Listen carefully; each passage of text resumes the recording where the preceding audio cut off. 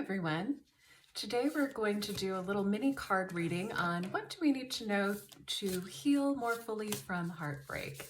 I'm going to pull, let's see, just one card today and see what the universe has to say about that. And I'm using the Oracle of the Roses deck.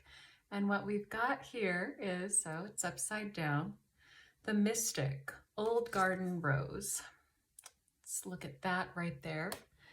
And I'm not super familiar with this deck, so we're going to be looking a little bit at the guidebook.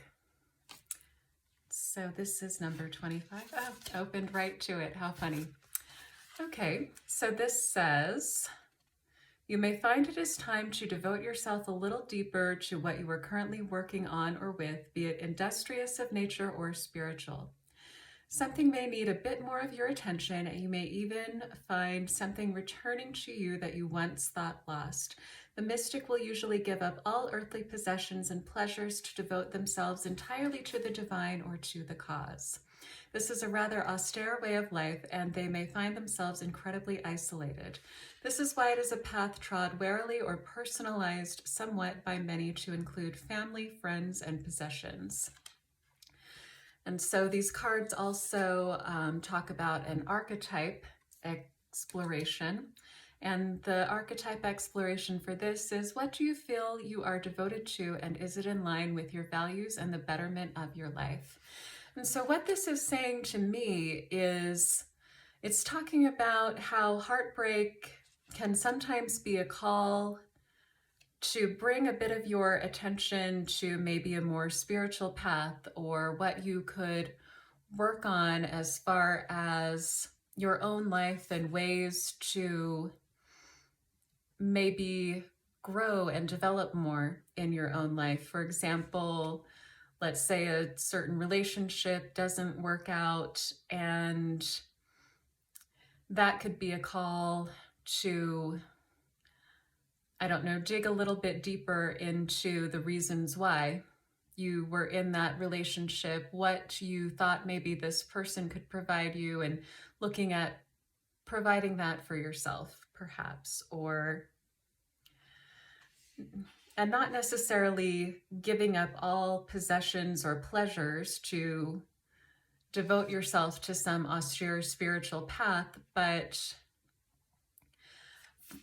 devoting yourself to the way of life that is most authentic to you. And what is it about that person that you fell in love with that seemed maybe to call you to that more authentic way of life? Were they doing something with their life that perhaps was speaking to you in a certain way that, you know, is maybe pointing you in a certain direction? Like maybe they had their own business, and the freedom that they had with that was really exciting to you and something that you might want for yourself. And again, that path being personalized to include family, friends, and passions. Also, what are maybe some relationships or things or situations in your life that could be not necessarily cut out, but maybe having less engagement with, like if there are friends that you see who you feel drained after hanging out with them, it doesn't necessarily feel good to be around them.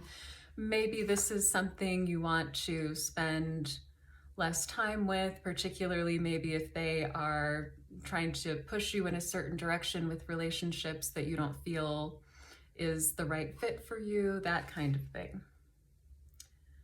And so it talks in here about botanical notes. Bred in 1867 by one of the famous rose growers in France, this rose was sold into the USA and Europe and is still selling in rose catalogs throughout the world today. The name reflects its appearance. A hardy rose, it grows from 4 to 10 feet in height and does best in full sun, but can tolerate some shade. It flowers in midsummer to early autumn. So the meanings and uses associated with it are religion, belief, and devotion, inspiration, and consciousness. Like, what are you devoted to? In what way is this heartbreak calling you to greater devotion to yourself or to some kind of exploration of your path that would work better for you? In what way is this relationship or whatever happened in this situation that created heartbreak a way or an invitation into higher consciousness, perhaps? The deities associated are Zealous, Parvati, and Tulasi Devi.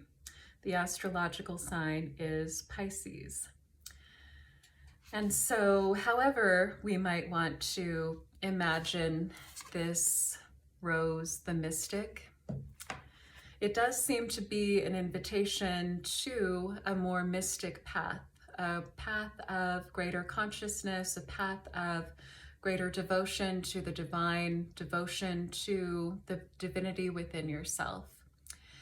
And along those lines, I do offer a brand new program, an intensive heartbreak healing program around transforming heartbreak into greater empowerment and authenticity.